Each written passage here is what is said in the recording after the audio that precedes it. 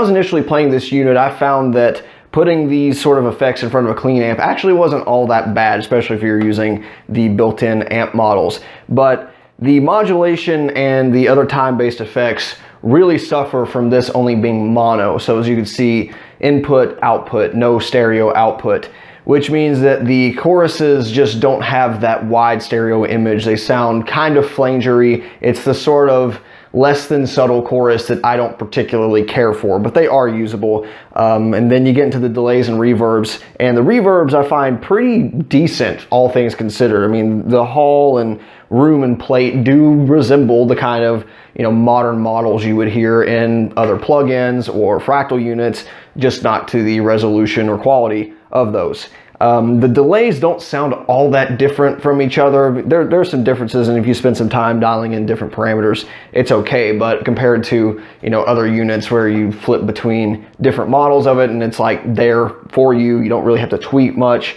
Not exactly the case here. For that reason, I ended up sticking with the Echo Plus model a lot of the time, since it just sounded like a, you know, real echo of your guitar. That's what I wanted for delay at the time. Certainly wasn't doing any slapback type stuff, but the reverb was pretty good. The other modulation effects like the post pitch and the tremolo, again, stuff that I didn't use all that often, if hardly at all. And then you got other stuff like the Filtron, which another one of those effects where I'm like, who uses that? Different time, I guess. It's the only thing I can chalk it up to. With those limitations in mind, I ended up kind of using this as a middle of the signal chain bypass it if I have to kind of effect. Whereas for a lot of boards like this was your platform. I ended up using my just straight clean channel on a lot of stuff. I ended up just boosting the drive channel on my amp for a lot of classic sounds. I like the post effects better than a lot of this because of the stereo nature. And there were certainly sounds that I liked out of this, and that chainsaw death metal stuff out of the metal drive channel there. But I ended up, you know, putting a lot of stuff in front of and behind this thing to the point where I just didn't use it 100% of the time like I thought I would when I first bought it. Whereas a lot of stuff like modern Line 6 or amplifier, you know, a couple other stomp boxes that would resemble this today, that is kind of your centerpiece. So with that in mind, let's take a couple more listens to this unit in different use cases. Everything else you've heard up to this point is a standard in, out, and you're just hearing everything in the box. But I'll show you a couple ways that I used to use it more so with a clean boost in front to tame the bass response of the high gain models in front of and in the effects loop of a solid state amp.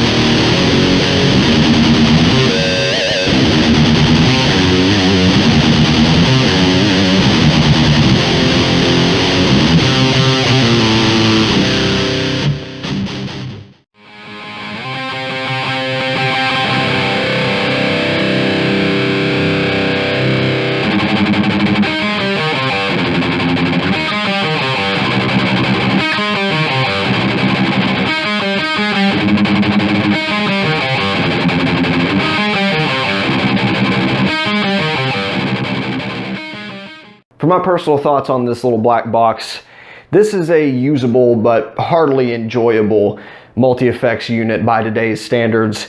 I think this video is going to turn into another endorsement for free VST plugins, because when you look at it on face value, for 40 bucks, 60 bucks, whatever I paid for it, and I think they're going for more than that now used, which is crazy to me. It's not bad, right? I mean, you're getting a lot of bang for your buck, but it's just not a whole lot of quality stuff in here, I feel, compared to what you can get for free. And, you know, if you got a practice amp and you just want to jam through something, then that's something that maybe you could look at in this use case. But this is discontinued, and I know a lot of my audience is in the recording or direct to computer type of stuff. This is not what you want for that application.